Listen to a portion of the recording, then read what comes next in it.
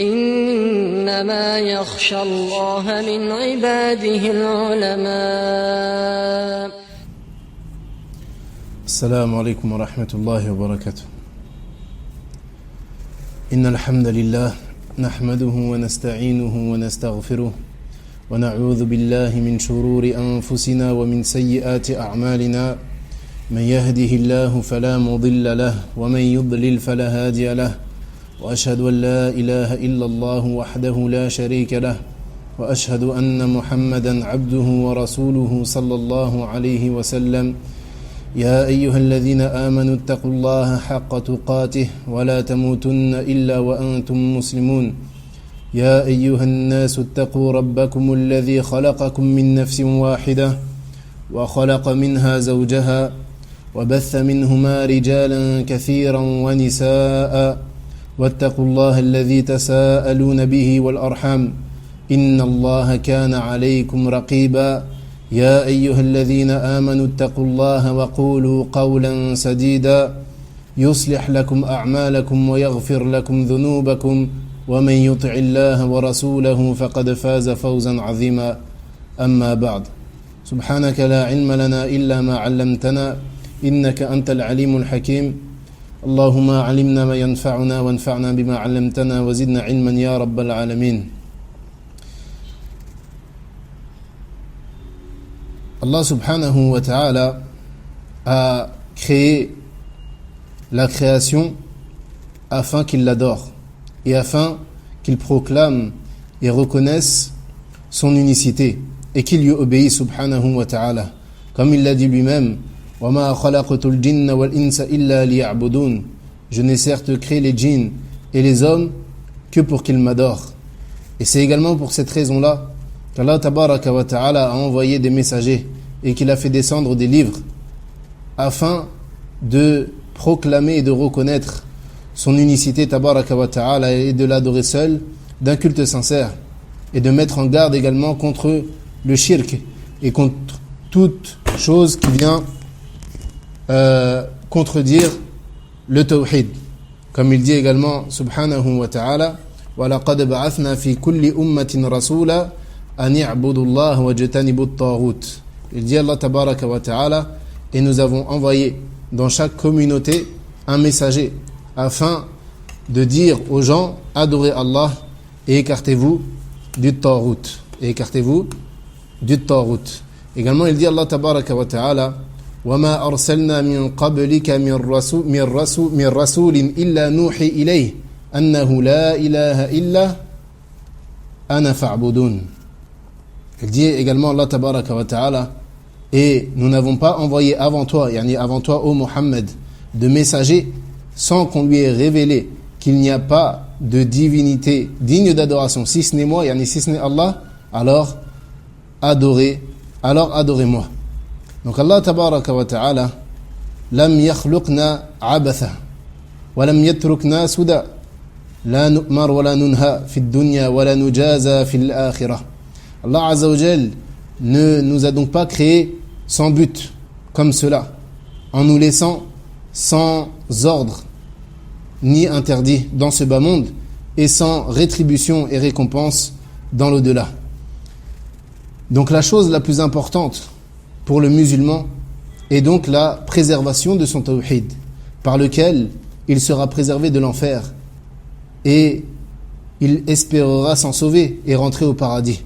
Mais il faut savoir que ce tawhid peut se voir annulé par certaines paroles, par certaines croyances ou bien certains actes. Et parmi les actes qui annulent le tawhid de la personne, il y a la sorcellerie. Et avant de rentrer dans le détail de cette question, on va en premier lieu définir ce qu'est le tawhid. On va définir ce qu'est le tawhid. Marna afwan as-sihr, on va définir ce qu'est la sorcellerie. Afwan. Marna as-sihr fi al-lugha kullu ma khafiya sababuhu. Donc le sens de la sorcellerie, yani as-sihr dans la langue arabe, c'est toute chose dont la cause est cachée. Toute chose dont la cause est cachée. Donc la base de ces trois lettres-là, le sin, le ha, le ra, sahara, c'est quelque chose de caché, de dissimulé. Et c'est pour cela qu'on appelle la fin de la nuit sahar. Naam. Yani comment est-ce qu'on appelle le repas que l'on prend à la fin de la nuit? Naam, lors du mois de Ramadan, on l'appelle sahur. Yani sahara, sahur. Pourquoi? Car il tombe au moment du sahar. Et le sahar, c'est la fin de la nuit. Et elle a été appelée comme cela, sahar, car yani c'est un moment où les gens dorment, où il fait nuit, noir également. Donc ça revient au fait que ce soit caché, quelque chose de caché. Naam. Également, le prophète sallallahu alayhi wa sallam a dit Inna min al-bayan ila sihra. Et fait certes partie de l'éloquence, ou bien fait certes partie de la sorcellerie, l'éloquence. Dans le sens où l'éloquence, il y en a ce qui est voulu ici, dans le sihr, c'est la chose cachée. Dans le sens où l'éloquence de la personne va avoir un impact caché sur ceux qui l'écoutent, sans qu'ils ne le ressentent forcément. Et le fait qu'une personne parle avec éloquence, le fait qu'une personne elle parle avec éloquence va avoir un impact sur la personne qui l'écoute, sans que lui-même ressente forcément cet impact-là. Donc cet impact, il est quoi? Il est caché. Donc ça revient à la base du sens louraoui qui est sahara, yani toute chose dont la cause est cachée. Wa amma as-sihr fi ash-shar' fa huwa ibaratun an azaim wa ruqan wa 'uqad wa adwiyah wa tadkhinat tu'athiru fi al-qulub wa fi al-abdan fatumridu wa taqtulu wa tufarriqu bayna al-mar'i wa zawjihi. Quant au sens de la sorcellerie dans la religion, son sens religieux, c'est un ensemble d'incantations, de formules, de nœuds, de mélanges qui produisent des effets réels sur le cœur et les corps.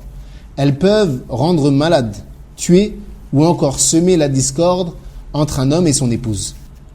Donc, la sorcellerie en islam, sa définition dans l'islam, c'est quoi?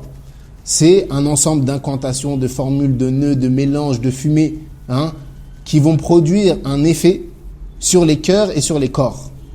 Jamil? Donc elles peuvent rendre malades, elles peuvent tuer, elles peuvent semer la discorde entre les gens et plus particulièrement entre l'homme et son épouse. Donc ces incantations-là, elles peuvent parfois être des prières que le sorcier, il souffle sur des nœuds. Et ces nœuds affectent les cœurs et peuvent également toucher quoi? Les corps. Soit par la maladie, soit par la mort. Donc ces nœuds, ce sont des choses que le sorcier il utilise pour faire en sorte, par exemple, que la femme, elle déteste son mari. Donc la femme ensorcelée, quand elle regarde son mari, elle le voit sous une apparence laide, à cause de la sorcellerie qui lui a été faite. Donc la femme, elle voit son mari de façon déformée, ou inversement. L'homme, il voit sa femme de manière repoussante, alors qu'en réalité, elle ne l'est pas. Donc chacun d'eux, il finit par se détourner de l'autre, ce qui conduit à la séparation, et ceci est le fait d'envoûter les yeux. D'accord? Ou également, au contraire, cette magie ou cette sorcellerie, elle peut rendre la femme aimée de son mari. Elle peut provoquer l'affection, la tendresse. Et elle fait que la femme, elle aime son mari, le voit sous un meilleur jour, et que lui aussi, elle lui apparaît sous une bonne image. Et de même pour l'homme. Et de cela, de cette sorcellerie-là, va découler de l'affection et ou bien ça va réparer la relation. Donc le sorcier, il accomplit ses actes en secret. Donc d'où le lien entre le sens dans la langue arabe et le sens religieux.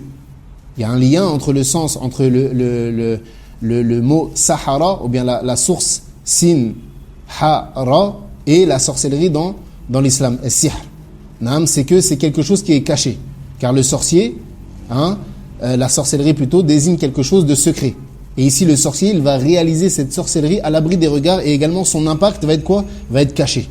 Donc on tire ici le lien entre quoi? Le sens religieux et le sens louraoui. Le sens louraoui, dans la langue arabe.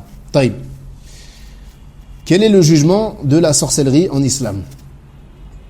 Il faut savoir que la sorcellerie, comme je l'ai cité plus tôt, elle peut annuler l'islam de la personne au même titre qu'une personne qui renierait le caractère obligatoire de la prière, ou bien le caractère obligatoire de la zakat, ou bien le hajj, ou bien qui renierait la seigneurie d'Allah tabaraka wa ta'ala.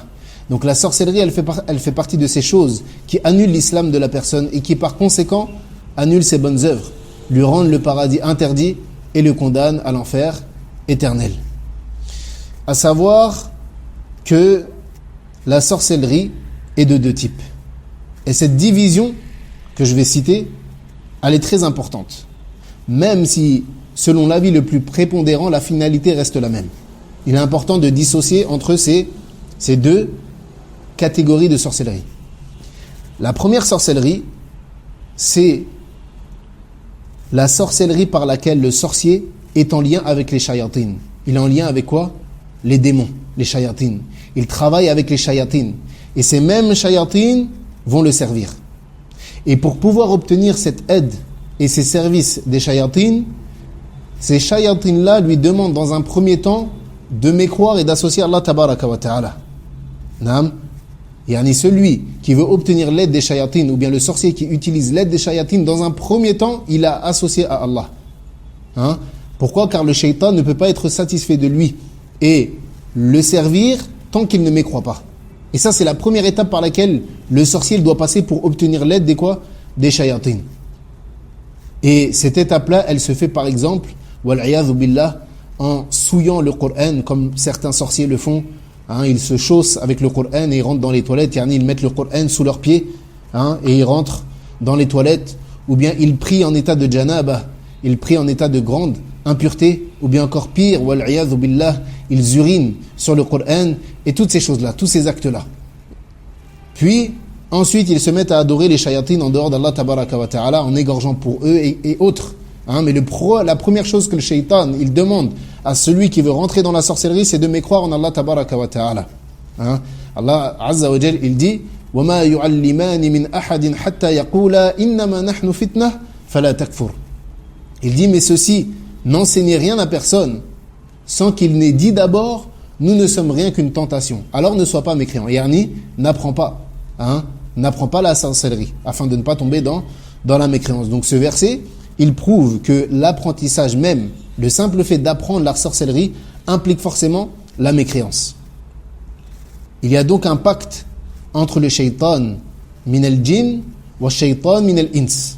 Il y a donc un pacte entre le sorcier ou bien le shaytan parmi les djinns et le shaytan parmi les hommes. Et ce pacte-là, c'est que le shaytan parmi les djinns, il va servir le shaytan parmi les hommes, dans tout ce qu'il souhaite. À condition quoi? À condition qu'il mécroie en premier lieu. Et après cela, une fois qu'il a mécru, et qu'il obtient l'aide des shayatines, il demande ce qu'il veut au shaytan. Yani, il peut lui demander de frapper un tel, alors le shaytan le frappe. Ou il lui demande des informations sur telle personne, alors le shaytan l'en informe. Ou bien il l'informe sur des choses qui ont lieu dans d'autres endroits que nul n'aurait pu savoir. En revanche, le shaytan ne peut pas l'informer des choses de l'invisible dont seul Allah tabaraka wa ta'ala a connaissance. Le shaytan, il ne peut pas informer le sorcier de choses relevant de l'invisible dont seul Allah tabaraka wa ta'ala peut avoir connaissance. Et c'est pour cela que les sorciers, ou bien certains qui se prétendent devins, lorsqu'une personne elle vient les voir, il lui donne une information qu'elle n'est pas censée savoir. Yani, lorsque une personne elle vient voir un devin, souvent le devin, qu'est-ce qu'il fait? Il fait en sorte de lui donner une information pour l'impressionner. Yani, il lui dit, je sais que tu es venu pour telle chose, ou bien je sais que ta mère elle s'appelle comme cela, ou bien je sais que tu es né tel jour. Et cette information elle est véridique. Comment est-ce qu'il le sait? Car le shaytan, ou bien un parmi les djinns, les shayatines, l'a informé de cela. Donc ça, c'est la première catégorie. C'est quoi? C'est la première catégorie. La catégorie de sorciers qui travaillent avec qui? Avec les shayatines. La deuxième catégorie, c'est la sorcellerie par laquelle le sorcier, il ne cède pas des shayatines, comme les charlatans, qui prétendent guérir les autres en leur faisant boire certaines potions, certaines choses, alors qu'en réalité, ces choses-là vont leur nuire. Et de par cela, ils mangent injustement l'argent des gens. Et comme on l'a dit, c'est en réalité un charlatan. Taïb. Pourquoi cette subdivision elle est importante? Quant à la première catégorie de sorciers, celle qui cède des shayatines, sans l'ombre d'un doute, c'est des koufars. Sans l'ombre d'un doute, ils sont sortis de quoi? Ils sont sortis de l'islam. Comme l'a dit Allah tabaraka wa ta'ala, وَمَا كَفَرَ سُلَيْمَانُ وَلَكِنَّ الشَّيَاطِينَ كَفَرُوا يُعَلِّمُونَ النَّاسَ السِّحْرَ. Il dit Allah tabaraka wa ta'ala, certes Sulayman n'a pas mécru, mais par contre les shayatines, eux, ils ont mécru. Ils enseignaient aux gens la sorcellerie. Également il dit tabaraka wa ta'ala, فَيَتَعَلَّمُونَ مِنْهُمَا مَا يُفَرِّقُونَ بِهِ بَيْنَ الْمَرْءِ وَزَوْجِهِ. Et ils apprenaient d'eux, des deux anges, comment faire pour diviser, pour séparer entre l'homme et son épouse. Et il dit ensuite, Allah tabaraka wa ta'ala, وَلَقَدْ عَلِمُوا لَمَنِ اشْتَرَاهُ مَا لَهُ فِي الْآخِرَةِ مِنْ خَلَاقٍ. Il dit, et ils savent très certainement que celui qui acquiert ce pouvoir, ou bien cette connaissance, c'est-à-dire la sorcellerie, n'aura aucune part dans l'au-delà. Donc Allah, il nous a informé que les shayatines, ils ont mécru pour avoir appris la sorcellerie. Que les shayatines, ils ont mécru pour avoir quoi? Appris la sorcellerie. Et également, il nous a informé que le fait de séparer entre le mari et sa femme fait partie des actes de quoi? De sorcellerie. Et il dit dans le dernier verset que j'ai cité, وَلَقَدْ عَلِمُوا لَمَنِ اشْتَرَاهُ مَا لَهُ فِي الْآخِرَةِ مِنْ خَلَاقٍ. Et il dit, et ils savent très certainement que celui qui acquiert ce pouvoir, la connaissance de la sorcellerie, n'aura aucune part dans l'au-delà. Ce qui est une preuve que c'est un acte blâmable et plus que répréhensible, et sans l'ombre d'un doute, un acte interdit. Et Allah subhanahu wa ta'ala, il dit juste après ces versets-là, وَلَوْ أَنَّهُمْ آمَنُوا وَاتَّقَوْا لَمَثُوبَةٌ مِّنْ عِنْدِ اللَّهِ خَيْرٌ لَوْ كَانُوا يَعْلَمُونَ. Il dit, et s'ils croyaient et vivaient la piété, une récompense de la part d'Allah serait certes meilleure, si seulement ils savaient. Donc on tire de ce verset-là que la sorcellerie est contraire à la foi. La sorcellerie est contraire à quoi? À l'iman, comme l'a dit Allah Azza wa Jal, وَلَوْ أَنَّهُمْ آمَنُوا. Et s'ils avaient cru, ce qui prouve que quoi? Ils ne croient pas. Donc la sorcellerie, elle est contradictoire avec la foi et également avec la piété. وَلَوْ أَنَّهُمْ آمَنُوا وَاتَّقَوْا. Alors que s'ils avaient cru et avaient craint, donc ce qui prouve qu'ils ne croient pas et ne craignent pas. Mais plutôt, non seulement ils ne croient pas, mais ne craignent pas, mais en plus de cela, ces actes-là font partie d'un égarement évident et de la mécréance. Et également, la sorcellerie est une des caractéristiques des Juifs. Comme Allah tabaraka wa ta'ala, il dit dans le Coran, أَلَمْ تَرَ إِلَى الَّذِينَ أُوتُوا نَصِيبًا مِنَ الْكِتَابِ يُؤْمِنُونَ بِالْجِبْتِ وَالطَّاغُوتِ وَيَقُولُونَ لِلَّذِينَ كَفَرُوا هَؤُلَاءِ أَهْدَى مِنَ الَّذِينَ آمَنُوا سَبِيلًا. Il dit, n'as-tu pas vu cela à qui une partie du livre a été révélée? Ici en parlant dans le contexte de qui? Des Juifs. Croire en la magie, el-Jibt et au Tarout, et dire en faveur de ceux qui ne croient pas, ceux-là sont mieux guidés sur le chemin que ceux qui l'ont cru. وقال عمر بن الخطاب رضي الله عنه الجبت السحر والطاغوت الشيطان. Omar ibn al-Khattab radiallahu anhu a dit el-Jibt, lorsqu'il dit n'as-tu pas vu cela à qui une partie du livre a été donnée, croire en el-Jibt, il dit Omar el-Jibt el-Sihr. El-Jibt c'est quoi? C'est la magie ou bien la sorcellerie. Et au Tarout, et il dit al-Tarout c'est quoi? Al-Shaytan. C'est quoi? C'est Al-Shaytan. Donc le sorcier qui utilise les shayatines, sans l'ombre d'un doute, lui c'est un kafir qui sort de l'islam. D'accord? Quant à celui qui n'utilise pas l'aide des shayatines, son cas, il demande un détail. Dans le cas où il rend licite le fait de manger injustement l'argent des autres, ou bien qu'il rend licite la sorcellerie, alors dans ce cas, sans l'ombre d'un doute également, il sort de l'islam, pour avoir rendu licite ce qu'Allah a rendu illicite de manière connue sans divergence. Jamil? Taïb. Dans le cas où il reconnaît le caractère illicite de son acte, mais qu'il le fait par faiblesse, ou bien par avidité d'argent. Les savants ici, ils ont divergé. Certains, ils ont dit qu'il sortait de l'islam au même titre que celui qui utilise les shayatines. Et d'autres, ils ont dit qu'il tombe dans un grand péché, mais il ne sort pas de l'islam.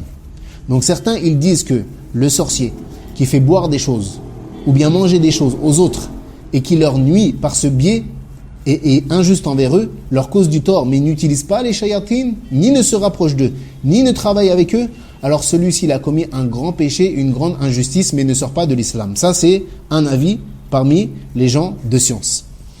L'imam Abu Hanifa, ainsi que l'imam Malik et l'imam Ahmed, rahimahumullah, ils sont d'avis que celui qui apprend la sorcellerie, que ce soit avec l'aide des shayatines ou bien non, il sort de l'islam. Taïb, l'imam Abu Hanifa, l'imam Ahmed, ainsi que l'imam Malik, rahimahumullah, ils sont d'avis que, et d'ailleurs c'est l'avis le plus répandu, c'est que celui qui apprend la sorcellerie, que ce soit à l'aide des shayatines ou non, lui, il sort de l'islam. Pourquoi? Car Allah tabaraka wa ta'ala, il a dit وَلَكِنَّ الشَّيَاطِينَ كَفَرُوا يُعَلِّمُونَ النَّاسَ السِّحْرَ. Il dit, les diables, les shayatines, ils ont mécru lorsqu'il dit وَمَا كَفَرَ سُلَيْمَانَ وَلَكِنَّ الشَّيَاطِينَ كَفَرُوا. Sulayman, alayhi salam, n'a pas mécru, mais les shayatines, eux, ils ont mécru. يُعَلِّمُونَ النَّاسَ السِّحْرَ, car ils enseignent aux gens la sorcellerie. Et également, lorsqu'il dit, Allah tabaraka wa ta'ala, à propos des deux anges, إِنَّمَا نَحْنُ فِتْنَةٌ فَلَا تَكْفُرْ. Nous ne sommes qu'une tentation, alors ne mécrois pas. Dans le sens où celui qui apprend la sorcellerie, dans le sens où celui qui apprend la sorcellerie, alors tombe dans la mécréance. Quant à l'imam al-Shafi'i, rahimahullah ta'ala, lui, il détaille la question comme on l'a dit. Il dit, إِذَا تَعَلَّمَ السِّحْرَ قُلْنَا لَهُ صِفْ لَنَا سِحْرَكَ فَإِنْ وَصَفَ مَا يُوجِبُ الْكُفْرِ كَفَرَ وَإِنْ وَصَفَ مَا لَا يُوجِبُ الْكُفْرِ فإن استحله كفر وإن لم يستحله فقد ارتكب محرما وكبيرا. Il dit l'imam al-Shafi'i rahimahullah ta'ala, si une personne apprend la sorcellerie, on lui dit décris-nous ta sorcellerie. Si il décrit ce qui implique la mécréance, alors il mécroit, comme le fait d'utiliser quoi? Les shayatines. Mais si il décrit ce qui n'implique pas forcément la mécréance, comme je l'ai dit, le fait par exemple de ne pas utiliser les shayatines, il dit s'il rend licite la sorcellerie, alors il mécroit. Mais s'il ne la rend pas licite, alors il a certes commis un grand péché et un acte interdit. Mais comme on l'a dit, l'avis le plus juste, c'est qu'il sort de l'islam dans tous les cas, qu'il utilise les shayatines ou non. Et c'est ce sur quoi sont la majorité des savants, et c'est l'avis, wallahu a'lam, le plus juste. C'est qu'il utilise les shayatines ou qui n'utilise pas les shayatines, il sort quand même de l'islam. Taïb, donc pour résumer, dans le cas où sa sorcellerie contient de la mécréance, comme le fait de céder des shayatines, il est mécréant par le consensus, lui il n'y a aucun doute. Et dans le cas où il n'utilise pas les shayatines, l'avis le plus juste, c'est qu'il est mécréant. Car les savants ont dit que dans tous les cas, tous les types de sorcellerie contiennent de la mécréance. Et également, le simple fait d'apprendre la sorcellerie est une mécréance en soi, comme c'est venu dans le verset, dans Surat al-Baqarah, qu'on a cité, concernant les deux anges. Également, il faut savoir que la sorcellerie est une affaire très grave, au vu de ce qu'on vient de citer. Et également, elles font partie des 7 choses qui causent la perte de l'homme. عن أبي هريرة رضي الله عنه عن النبي صلى الله عليه وسلم أنه قال اجتنبوا السبع الموبقات قالوا يا رسول الله وما هن قال الشرك بالله والسحر وقتل النفس التي حرم الله إلا بالحق وأكل الربا وأكل مال اليتيم والتولي يوم الزحف وقذف المحصنات المؤمنات الغافلات. Abu Hurayra radiallahu anhu, il rapporte du prophète sallallahu alayhi wa sallam qu'il a dit écartez-vous des 7 choses qui mènent à la perdition. Alors ils ont dit radiallahu anhum, quelles sont ces choses? Alors le prophète sallallahu alayhi wa sallam a dit l'association à Allah, la sorcellerie, tuer une âme qu'Allah a interdit sans droit, manger l'usure, manger l'argent de l'orphelin, fuir le jour de la bataille et accuser injustement de fornication les croyantes qui sont chastes et insouciantes. Donc ici le prophète sallallahu alayhi wa sallam n'a pas dit ne faites pas, mais il a dit éloignez-vous, ce qui démontre encore plus la gravité de ces actes-là. Car il n'a pas dit seulement ne faites pas, mais il a dit éloignez-vous, c'est-à-dire ne vous approchez pas de ces 7 choses car elles causeront votre perte et votre destruction. Et ici le prophète sallallahu alayhi wa sallam a commencé par le shirk, car c'est le plus grand des péchés.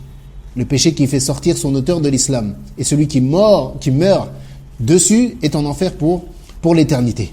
Donc n'adore personne avec Allah, n'invoque personne en dehors d'Allah, n'égorge que pour te rapprocher d'Allah tabaraka wa ta'ala, yani n'égorge une bête, ne demande la guérison qu'à Allah, et non auprès des tombes, ou bien auprès des shayatines, et ne voue aucun acte d'adoration pour autre qu'Allah. Car si tu fais cela, tu viens de te condamner à l'enfer éternel et de t'interdire l'entrée au paradis.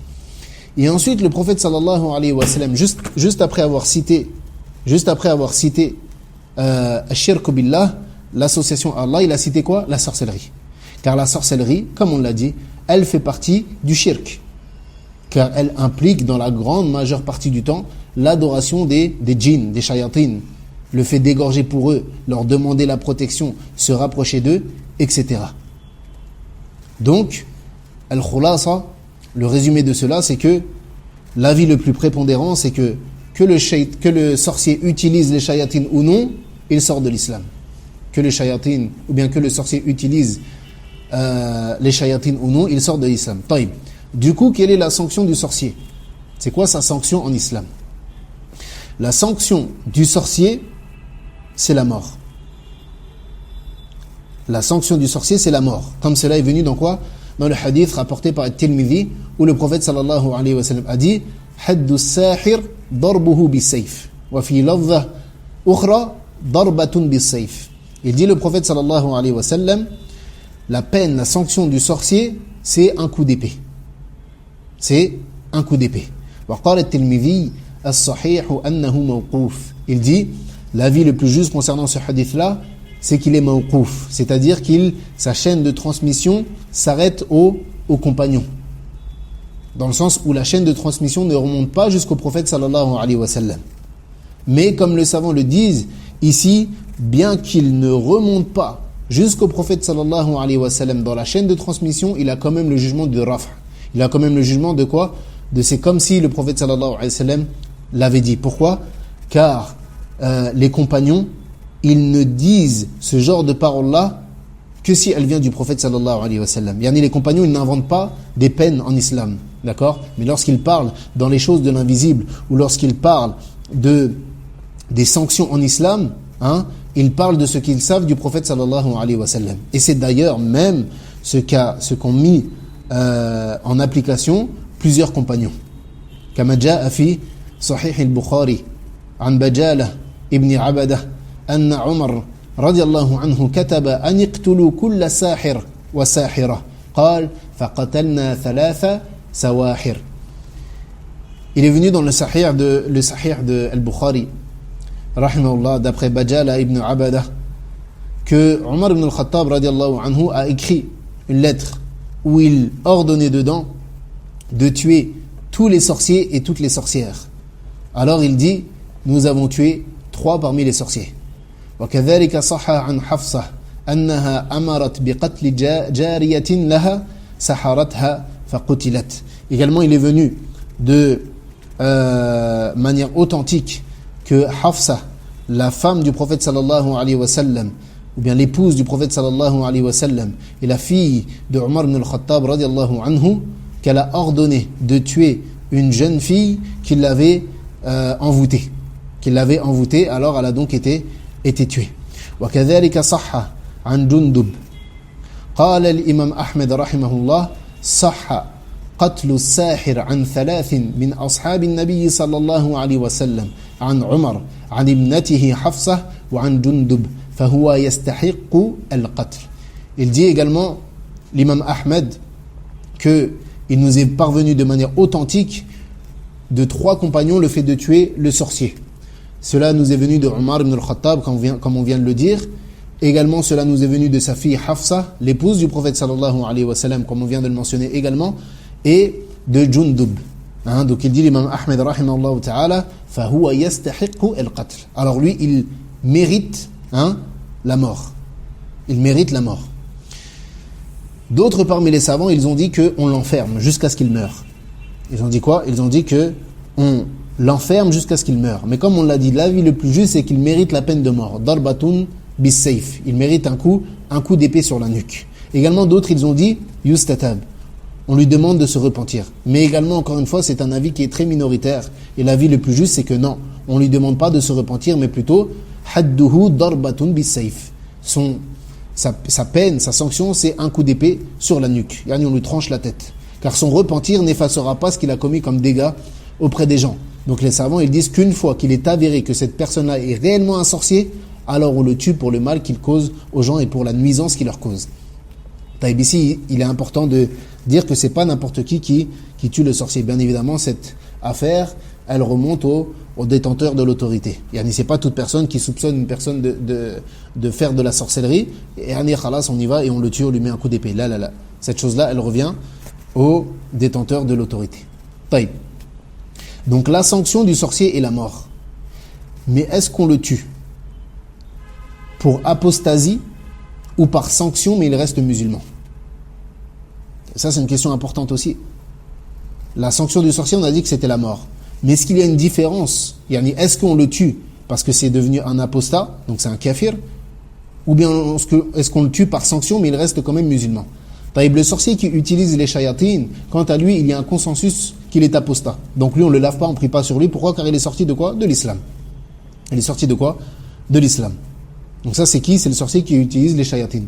Quant au sorcier qui n'utilise pas les shayatines, encore une fois, il y a divergence ici. Certains, ils ont dit qu'on le tuait pour le fasad qu'il mettait entre les gens, pour la turpitude qu'il faisait entre les gens, mais qu'il restait quand même musulman. Donc on prie sur lui et on le lave. Mais d'autres ont dit que non, on ne différencie pas entre eux. Donc le jugement est le même pour les deux, et comme on l'a dit, c'est le jugement le plus quoi? Le plus prépondérant. Le fait qu'on ne différencie pas entre celui qui utilise les shayatines et celui qui n'utilise pas les shayatines, et que dans tous les cas, l'avis le plus juste, c'est qu'ils étaient tous les deux sortis de l'islam. Ils étaient tous les deux sortis de l'islam. Du coup, on les tuait tous les deux, car ce sont devenus des quoi? Des apostats. Car ils sont sortis de quoi? De l'islam. Et ici, naam, car le mal que causent les sorciers, il est immense. Le mal, la nuisance qui découle de la sorcellerie, elle est quoi? Elle est immense. Ils détruisent des vies. Et ici, une chose importante que chaque musulman doit prêter attention. Certaines personnes qui ont la langue bien pendue, elles devraient prendre garde à une affaire qui est très grave. L'affaire de quoi? L'affaire de la médisance et du colportage. Certaines personnes qui ont quoi? Qui ont la langue bien pendue. Elles devraient prendre garde à une affaire qui est très très grave. C'est la médisance et le colportage. عن ابن مسعود رضي الله عنه عن النبي صلى الله عليه وسلم قال ألا أنبئكم ما العضه هي النميمة القالة بين الناس والعضه هو الكذب والسحر والنميمة. Et dit le prophète sallallahu alayhi wa sallam, est-ce que je ne vais pas vous informer de ce qu'est al-adhu? Al-adhu. Il dit ensuite sallallahu alayhi wa sallam, al-adhu, c'est le colportage, le fait de parler entre les gens. Et dans la langue arabe, al-adhu, comme c'est venu dans le dictionnaire, ça désigne le mensonge, la sorcellerie et le colportage. Donc le mot al-adhu, il prend aussi bien le sens du colportage que le sens de quoi? De la sorcellerie. Donc ici, le prophète sallallahu alayhi wa sallam, il a comparé le colportage à la sorcellerie. Pourquoi? Car découle de ces deux choses-là la destruction des vies, la division entre les gens, la calomnie, la manipulation, etc. وقال يحيى ابن أبي كثير رحمه الله يفسد النمام والكذاب في ساعة ما لا يفسد الساحر في سنة. Il dit Yahya ibn Abi Kathir rahimahumullah, il dit le colporteur, le colporteur, c'est celui qui crée la fitna entre les gens. C'est-à-dire qu'il va à une personne et lui dit, tu sais ce que telle personne elle a fait ou elle a dit sur toi, et il va semer la zizanie entre les deux personnes ou entre les deux groupes de personnes. Il dit, le colporteur, celui qui fait cette chose-là, il dit, le colporteur et le menteur, ils détruisent en 1 heure ce que le sorcier ne détruit pas en 1 année. Le colporteur et le menteur, ils détruisent en 1 heure ce que le sorcier ne détruit pas en 1 année. وكذلك قال أبو الخطاب ومن السحر السعي بالنميمة والإفساد بين الناس. Il dit, fait partie de la sorcellerie le fait de marcher avec le colportage entre les gens et le fait de détériorer et de dégrader leurs relations. Ceux qui s'amusent à faire quoi? À dégrader les relations entre les gens. وقال النبي صلى الله عليه وسلم لا يدخل الجنة نمام. Ne rentrera pas au paradis un colporteur. Et ça, c'est une grande mise en garde contre ceux qui ont des langues de vipère et qui s'amusent à faire quoi? À semer la discorde entre les gens. Qu'ils sachent que ceci fait partie des choses qui ont la même finalité dans les conséquences que la sorcellerie. Plutôt même, comme certains l'ont dit, c'est une forme de sorcellerie.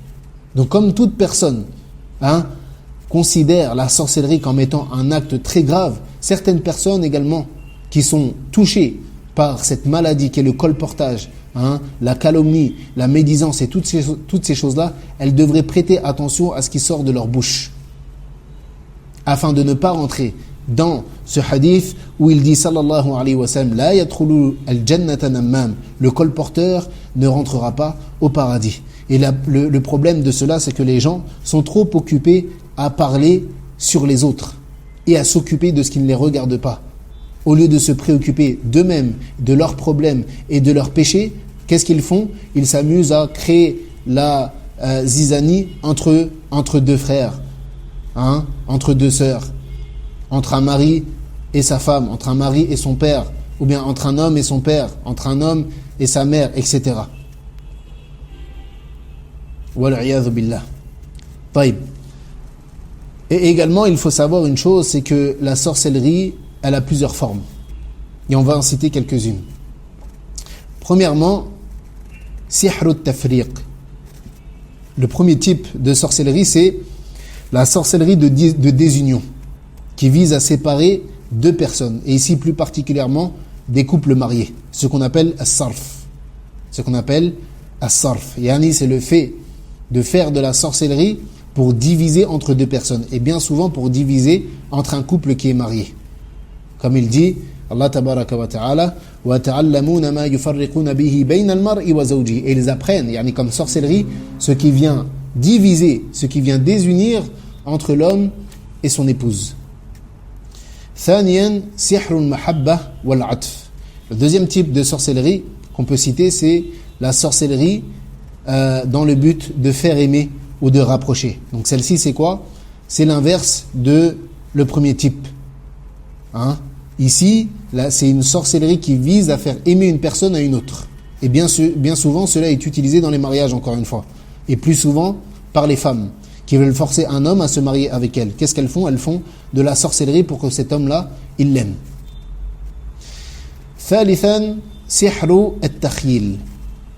La troisième catégorie que l'on peut citer, c'est la sorcellerie qui est liée à l'illusionnisme, qui vise à faire quoi? À envoûter les yeux des gens.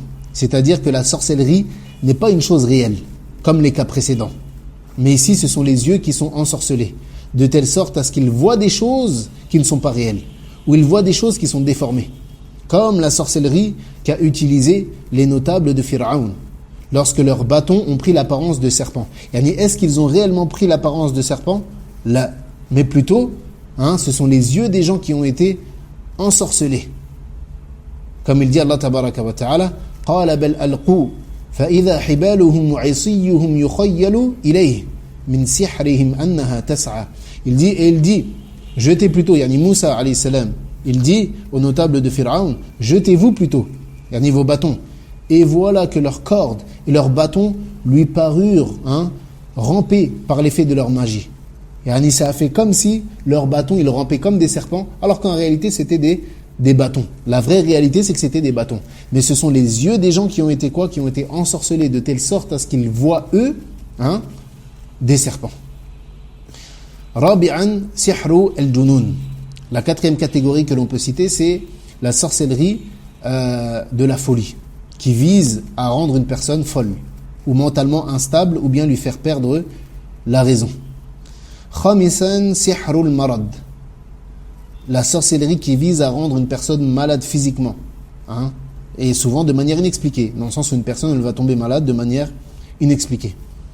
Sadisan sihru at-ta'til. La sixième catégorie que l'on peut citer, c'est la sorcellerie de blocage, qui vise à retarder ou à bloquer certains projets, comme le mariage ou le travail, etc. Ça se présente comme des obstacles dans la vie de la personne. Sabi'an sihru al-qatl. La septième catégorie que l'on peut citer, c'est la sorcellerie qui vise à tuer. Celle-ci, elle vise littéralement à quoi?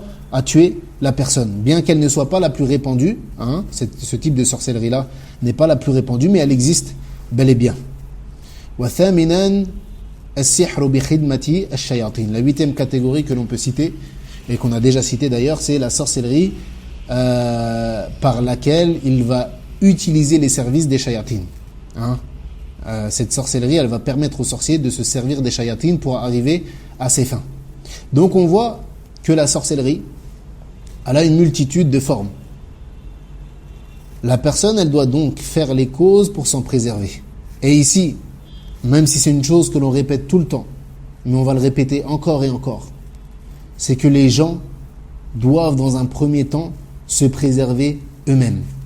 Et encore une fois, malgré tout cela, malgré tout ce qu'on peut voir sur Internet, malgré les cas de sorcellerie évidents que l'on voit, tu trouves encore des personnes qui propagent leurs propres photos sur Internet ou bien la photo de leurs enfants. Alors que l'on voit tous les jours ou toutes les semaines des photos de sorcellerie basées sur des photos des personnes. Et malgré tout cela, malgré le fait que premièrement, il n'y a aucune faïda, il n'y a aucun intérêt à ce qu'une personne elle propage une photo d'elle sur Internet, ou bien la photo de ses enfants encore pire, malgré le fait qu'il n'y a aucune utilité dans cela, la personne elle s'expose à un grand danger. Et ô combien on a vu des exemples de cela. Et même vous avez vu des exemples de cela. Vous avez déjà vu par exemple la photo d'un homme, la photo de mariage par exemple, d'un homme et d'une femme retrouvés dans un cimetière avec de la sorcellerie dessus, des cadenas, des choses comme ça. Et malgré tout cela, tu trouves que les gens, ils forcent encore à s'exposer sur Internet. Et après, lorsqu'ils sont touchés par quelque chose, eh bien, ils se plaignent, alors qu'ils sont la cause de leur propre malheur. Et également, parmi les choses dont les gens doivent faire attention, ce sont les amulettes ou les talismans qui sont remplis de shirk. Car malheureusement, beaucoup de personnes sont ignorantes. Et parfois, elles se rendent chez des personnes qui ne sont pas de confiance, qui sont en réalité des sorciers, malgré le fait qu'ils extériorisent l'islam, d'accord ? En réalité, ce sont des shayatines. Et lorsque il leur demande quelque chose pour, comment est-ce que je peux protéger mes enfants, par exemple, qu'est-ce qu'il fait ? Il lui dit, accroche-lui cette amulette autour de lui. C'est du Coran. C'est du Coran. Et en réalité, lorsque tu ouvres cette amulette, tu trouves quoi ? Tu trouves que c'est de la sorcellerie pure. Et ô combien ça arrivait à des personnes qui portaient des talismans, des allumettes, et lorsqu'elles ont des amulettes, en pensant que c'était du Coran ou quelque chose qui allait, entre guillemets, la préserver, et lorsqu'ils ouvrent cette amulette-là, ils voient quoi ? Ils voient que c'est rempli de shirk et rempli de sorcellerie. Et beaucoup pensent se protéger par cela. Alors qu'en réalité, qu'est-ce qu'ils font ?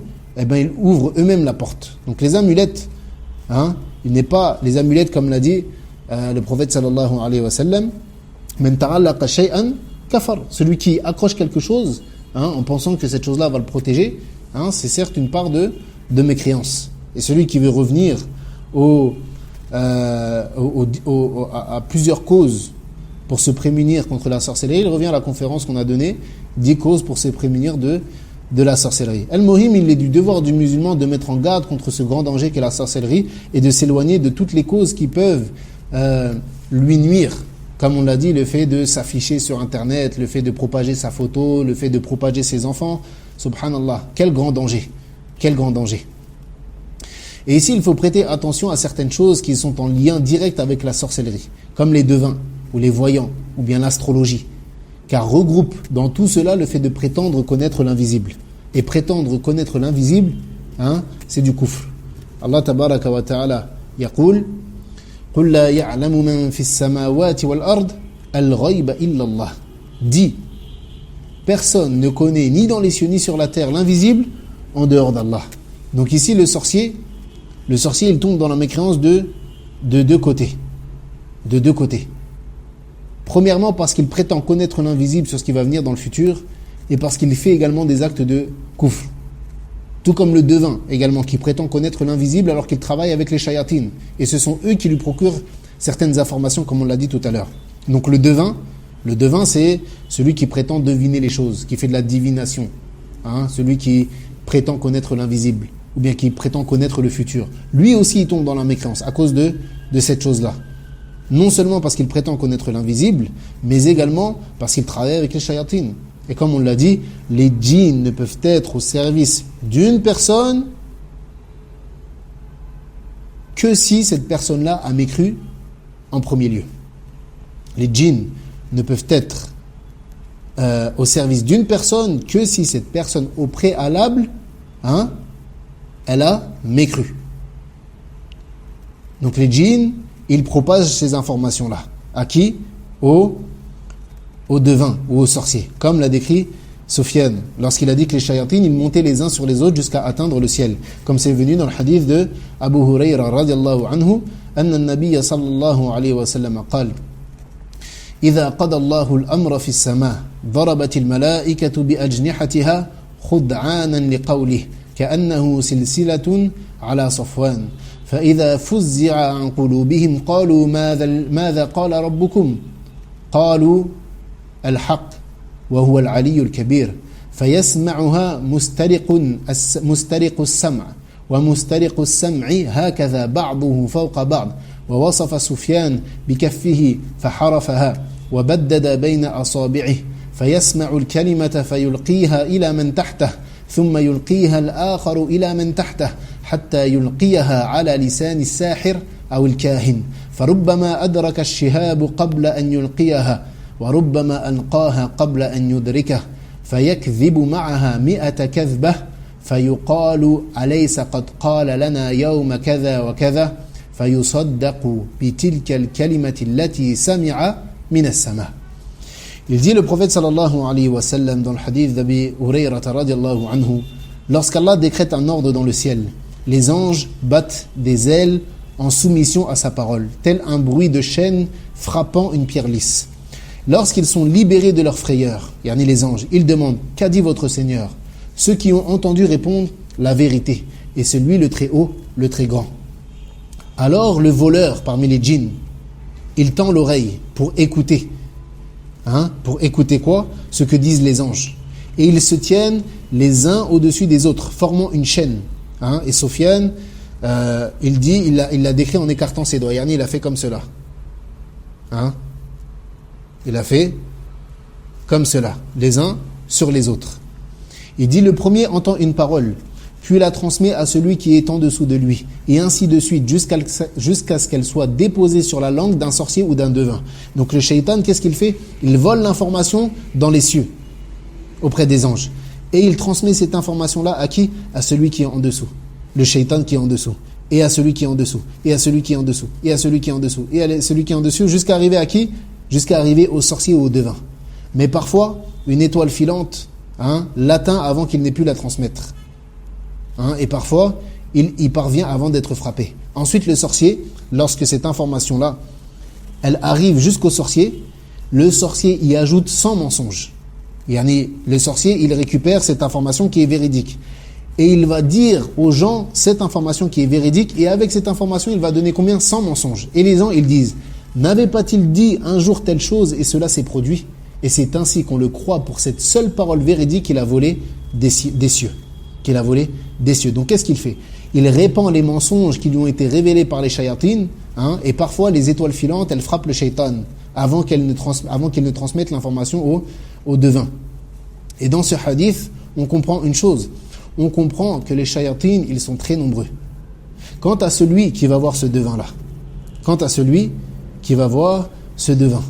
il s'expose également, lui, à un grand danger. On a parlé depuis tout à l'heure du sorcier lui-même, ou du devin lui-même. Mais celui qui va voir le sorcier ou le devin, lui également, il s'expose à quoi? À un grand danger. قد صح عن رسول الله صلى الله عليه وسلم أنه قال من أتى عرافا فسأله عن شيء لم تقبل له صلاة 40 ليلة. Il dit le prophète sallallahu alayhi wa sallam dans le sahih de Muslim. Celui qui va voir un devin et qui le questionne sur une chose, alors sa prière n'est pas acceptée pendant 40 jours ou bien 40 nuits. Et également le prophète sallallahu alayhi wa sallam a dit Man ata arrafan aw kahinan fasaddaqahu bima yaqul faqad kafara bima unzila ala Muhammadin sallallahu alayhi wa sallam.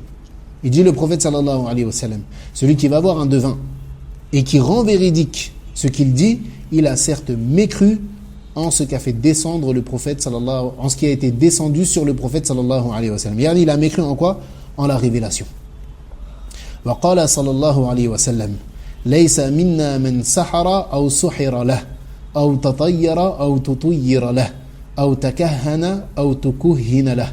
Il dit le prophète sallallahu alayhi wa sallam, ne fait pas partie de nous celui qui commet la sorcellerie ou bien celui pour qui on la commet. Celui qui va voir un sorcier et qui lui demande de faire de la sorcellerie.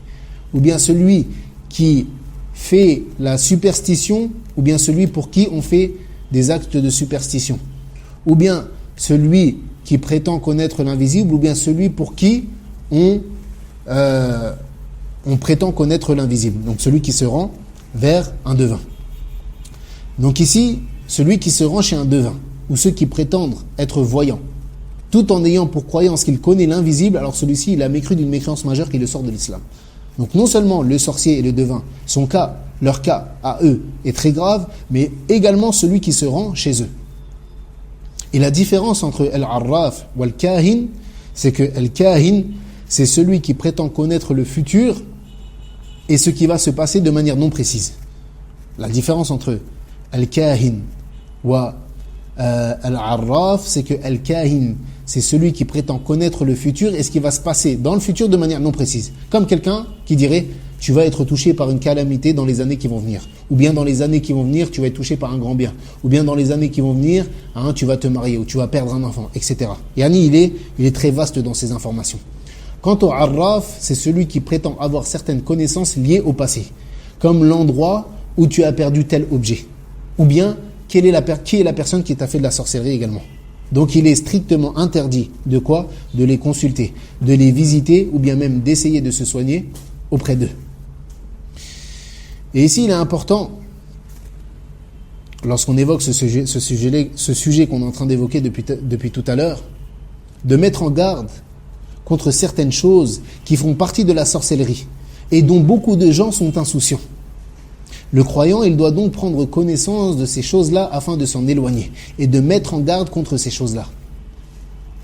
Elles font partie de la sorcellerie dans le sens où elles sont nuisibles, tout comme on a parlé de qui ? Du colporteur tout à l'heure. Et non pas dans le sens où la personne, elle travaille avec les shayatins. Parmi ces choses-là, il y a, parmi les choses qui sont en lien avec la sorcellerie, il y a at-tatayyur. At-tatayyur, c'est la superstition. La superstition. Comme, par exemple, le fait de dire que le vendredi 13, ça porte malheur. Ou bien le fait de mettre ses chaussures à l'envers, ça porte malheur. Ou bien le fait de passer sous une échelle, ça porte malheur. Ou bien le fait de briser un miroir, ça porte malheur, etc. Tout ça, ça rentre dans quoi ? Dans la sorcellerie. D'accord ? يقول النبي صلى الله عليه وسلم إن العيافة والطرقة والطيرة min al-jibt. Il dit le prophète sallallahu alayhi wa sallam, al-iyafa. Al-iyafa, c'est quoi ? C'est que avant, les Arabes dans la Jahiliya, lorsqu'ils voulaient voyager ou bien se marier, ou bien lorsqu'ils voulaient par exemple voyager, lorsqu'ils sortaient, s'ils entendaient le bruit du corbeau, alors ils disent on ne voyage pas aujourd'hui car c'est un mauvais présage. Le fait qu'on a entendu le son du corbeau alors qu'on s'apprêtait à voyager, c'est un signe que ce n'est pas une bonne chose.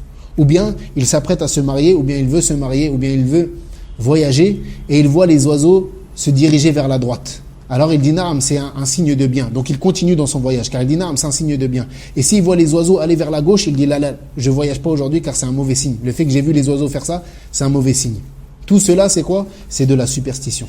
Les oiseaux, ils ne détiennent ni profit ni dommage. Et ça, c'était une pratique qui était connue lors de la Jahiliya. Donc le prophète sallallahu alayhi wa sallam, il dit al-iyafa wa at-tarq. At-tarq, c'est la superstition qui se présente de la manière suivante. On trace un trait dans le sable.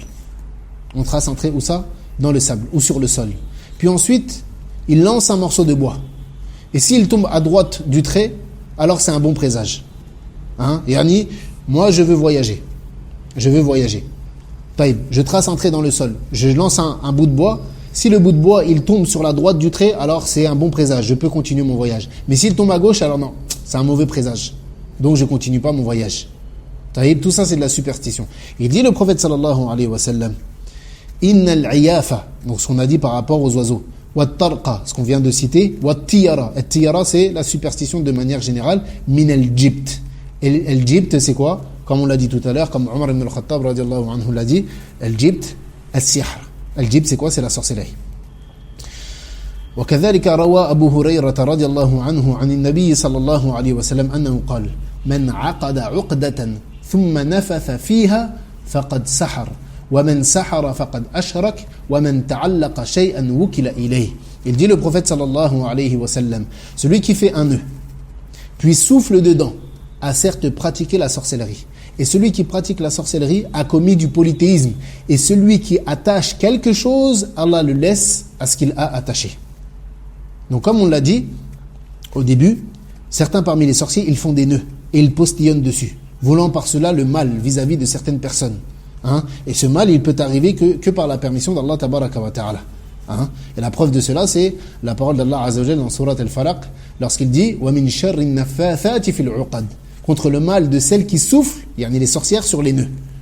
D'accord ? Également, ici, le prophète sallallahu alayhi wa sallam, on tire de ce hadith qu'il a dit explicitement que la sorcellerie était de l'association. Et ensuite, il a terminé le hadith en disant « Et celui qui attache quelque chose, Allah le laisse à ce qu'il a attaché. » Dans le sens où, celui qui s'attache à Allah et s'en remet à Allah tabaraka wa ta'ala, alors Allah lui suffit. Comme il dit « Azza wa jal, alaysa Allahu bikafin abdah » Est-ce qu'Allah n'est pas suffisant à son serviteur?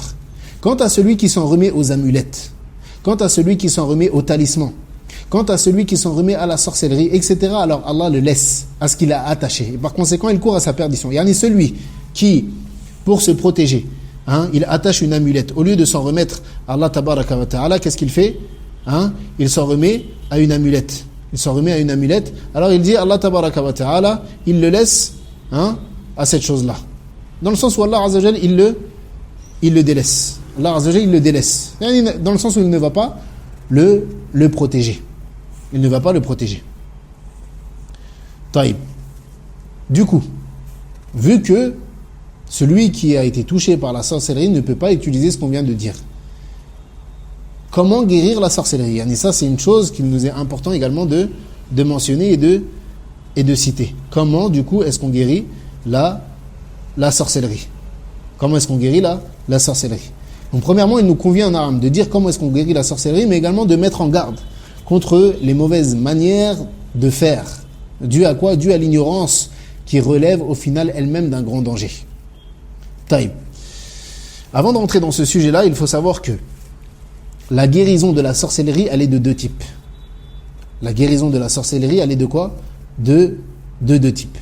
La première, c'est guérir la sorcellerie par la sorcellerie. Et ceci est formellement interdit. Le fait de guérir la sorcellerie par quoi? Par la sorcellerie elle-même. Ça, c'est formellement interdit. Et la deuxième chose, c'est quoi? C'est de guérir la sorcellerie par la ruqya. Comment on appelle ça en français?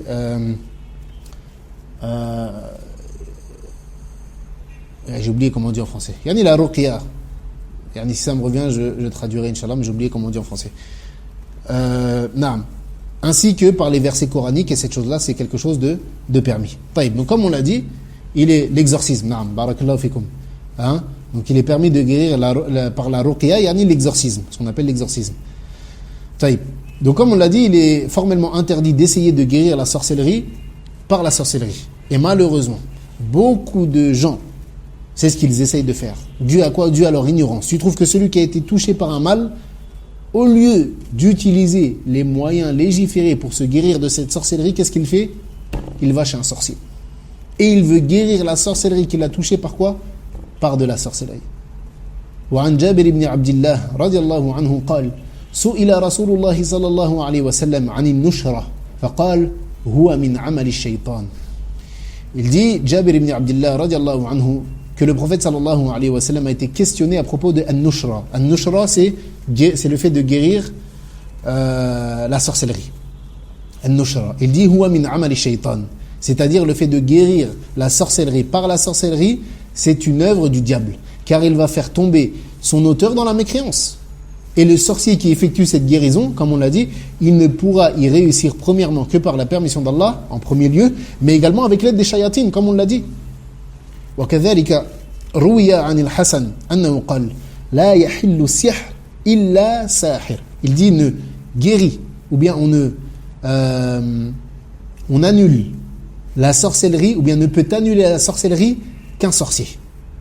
وقال ابن القيم رحمه الله تعالى النشرة حل السحر عن المسحور وهي نوعان حل بسحر مثله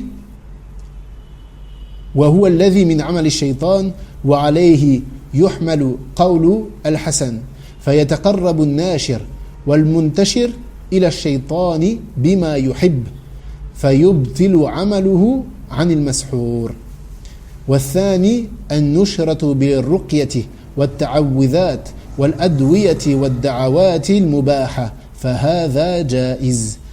Il dit, donc comme on l'a dit, Al-Hassan al-Basri, il dit, ne peut annuler la sorcellerie qu'un sorcier. Et l'imam Ibn al-Qayyim, rahimahullah ta'ala, il explique, il dit An-Nushra.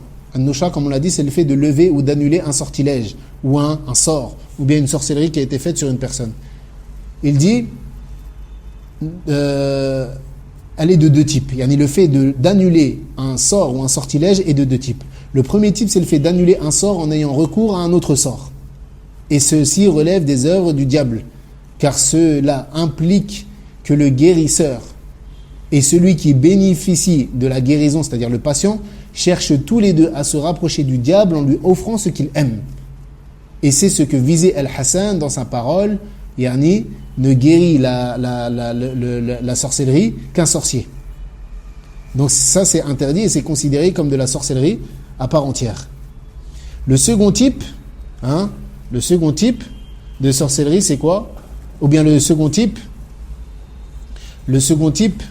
de nushra, donc le fait de guérir la sorcellerie, c'est guérir la sorcellerie à l'aide d'invocations licites, de formules de protection, des médicaments qui sont permis et des invocations, des prières qui sont autorisées par la religion. Et cela est autorisé, voire recommandé lorsqu'il est fait avec des moyens licites et un cœur sincère. Donc ça c'est la première chose. Donc il faut comprendre que la guérison de la sorcellerie, elle est de deux types. La première, le fait de guérir la sorcellerie par la sorcellerie, et ceci est interdit. La deuxième, c'est de guérir la sorcellerie par des moyens légiférés, comme la ruqya, comme l'exorcisme, comme les invocations, etc.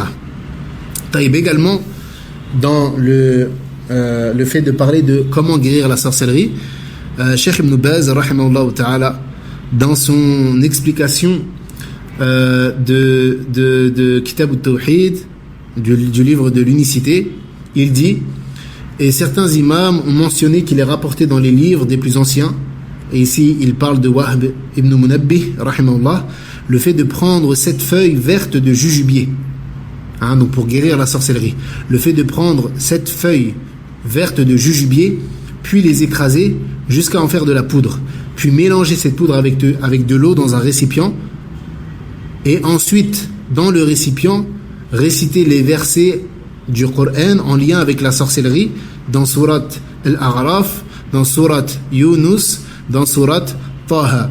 Et également réciter Surat Al-Kafirun, Surat Al-Ikhlas, Surat Al-Falaq, Surat Al-Nas et Ayatul Kursi.